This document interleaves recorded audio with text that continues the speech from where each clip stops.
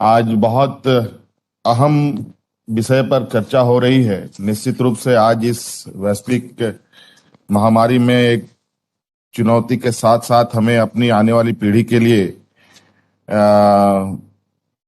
भी चिंता करने की बहुत आवश्यक है। और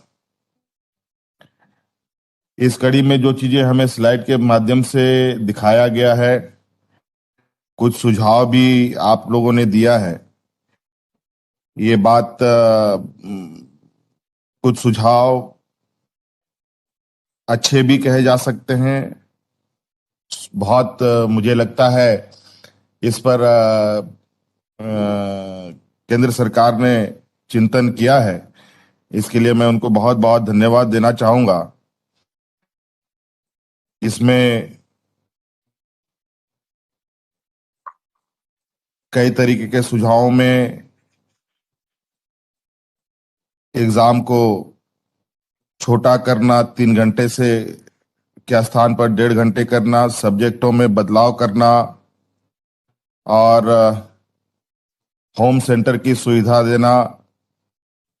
जो बच्चे बाहर से पढ़ाई करके दूसरे राज्यों में जाते हैं पढ़ाई करने, उनके लिए भी आप लोगों ने ऑप्शन रखा है। ये सभी सुझाव निश्चित रूप से काफी चीजों को ध्यान में रखकर की गई है। लेकिन मैं, क्योंकि आम लोगों की भी थोड़ी सहमति जानने की मैं कोशिश कर रहा हूं, और मैं भी इसके पक्ष में हूं कि हम सही समय पर बच्चों के एग्जाम करा पाएं। लेकिन चुनौती कुछ इस तरीके से है और इतना भयावह संक्रमण देश में है, इससे भी हम इनकार नहीं कर सकते हैं। फर्स्ट वेव की बात थोड़ी अलग थी, लेकिन ये दूसरी वेव की जो बातें हैं, ये थोड़ा बिल्कुल बहुत ही चिंता का विषय बना हुआ है। साथ साथ में अभी हम देख रहे हैं कि ब्लैक फंगस, व्हाइट फंगस की भी चीजें धीरे धीरे पैर पसार रही है। अभी तो शहरों के इर्द गिर्द हम लोग कोरोना संक्रमण को देख रहे थे, जहां अफरा तफरी काफी मची हुई है आज के दिन में भी कई राज्यों में। और अब ये धीरे धीरे गांव की ओर भी पैर पसार रहा है। और कई पूरे देश में कई राज्यों ने लॉकडाउन रखा है, कई राज्यों में पार्शियल लॉकडाउन लगा हुआ है। और ऐसे स्थिति में हमें इस बात को भी ध्यान में रखना चाहिए कि कई बच्चे हैं जो अभी संक्रमित हुए हैं और स्वास्थ्य लाभ भी ले रहे हैं।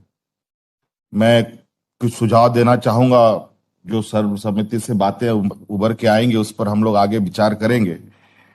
और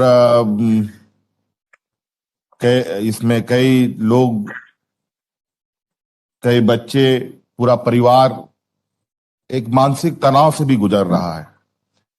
और इस बीच हमें यह भी ध्यान रखना होगा कि कई बच्चे ऐसे हैं, जहां हम ऑनलाइन एग्जाम की भी बात करते हैं, इसमें कई घरों में कई पेरेंट्स बच्चों के गुजर गए हैं।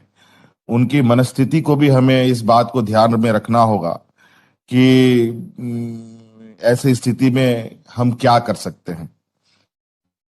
और कई महत्वपूर्ण छोटी छोटी चीजें हैं जिनको हमें ये ध्यान रखना होगा कि आखिर इस चीजों पर हम लोग आगे बढ़े तो कैसे बढ़े। और मुझे ये लगता है कि अगर हम लोग आज ये चर्चा कर रहे हैं, ये चर्चा थोड़ा और जो भी तिथि निर्धारित हो, वर्तमान स्थिति को बहुत गंभीरता से ध्यान में रखते हुए, जब इसका संक्रमण दर घटते हुए अगर हम पूरी तरीके से अस्वस्थ होने लगेंगे, तो मुझे लगता है कि इसके डेट को निर्धारित किया जाए। थोड़ा सा हमें और डेट निर्धारण करने से पहले मौजूदा संक्रमण को का आकलन हमें करने की आवश्यकता है। मुझे ऐसा लगता है। और अभी चूंकि कई सुझाव हो सकता है कि हम लोग लिखित रूप में भी आपको हम लोग उपलब्ध कराएंगे, जो हम अभी राज्य के अंतर्गत विभिन्न संस्थाओं से, स्कूल संस्थाओं से, पेरेंट्स से, बच्चों से बातें आ रही हैं उभर के, उनकी भी भावनाओं को आपके साथ शेयर करने की कोशिश करूंगा। और मैं अभी के समय में यही कह सकता हूं कि आप लोगों ने बहुत अच्छी मेहनत की है, और आप लोगों की प्रयास है कि चूंकि सीबीएसई एग्जाम होना और उसके बाद आगे का जो एक कंटिन्यूसी इसका चेन है, वो हमारे राज्य की स्टेट बोर्ड से भी जुड़ा हुआ है। हम स्टेट बोर्ड में भी हमें एग्जाम्स कराने हैं। तो ये सारी चीजें आप लोगों के चीजों को कैसे हम लोग मैच करा पाए, ये हमारी भी चिंताएं हैं। तो इनमें कुछ चीजें हैं जो आज बच्चों की मनस्थिति है, उसको ध्यान में रखा जाए। उनके परिवार की स्थिति का क्या स्थिति, क्या वर्तमान स्थिति है। कई बच्चों के माँ बाप गुजर गए, उनका क्या मेंटल स्टेटस है। और इन सब छोटी छोटी चीजों को हमें थोड़ा ध्यान रखने की आवश्यकता है। और मेरा यही कहना होगा कि थोड़ा हम लोग डेट डिक्लेयर करें, तो उसके उससे पहले हमें एक और विचार विमर्श करते हुए आगे बढ़ना चाहिए। मेरा यही कहना है। बहुत बहुत धन्यवाद आप सबकी उपस्थिति के। धन्यवाद हेमंत जी, सर।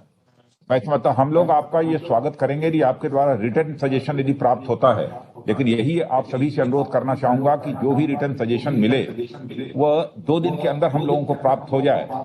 तो मैं समझता हूं कि अन्य लोगों से जो विचार विमर्श करना होगा वह विचार विमर्श करने में हमको सुविधा होगी। 2 दिन बिल्कुल में सर, आप सजेशन भेज सकेंगे तो अच्छा होगा। बिल्कुल बिल्कुल बिल्कुल सर, मैं पहले ही देने की कोशिश करूंगा सर। धन्यवाद सर। धन्यवाद सर। अब मैं रिक्वेस्ट करूंगी माननीय मुख्यमंत्री गोवा श्री डॉक्टर प्रमोद सावंत जी को। Thank you madam. आज के इस वीडियो कॉन्फ्रेंस में हमारे साथ में है देश के रक्षा मंत्री माननीय श्री राजनाथ सिंह जी, एजुकेशन मिनिस्टर श्री रमेश पोखरियाल जी, અને મંત્રીજી શ્રી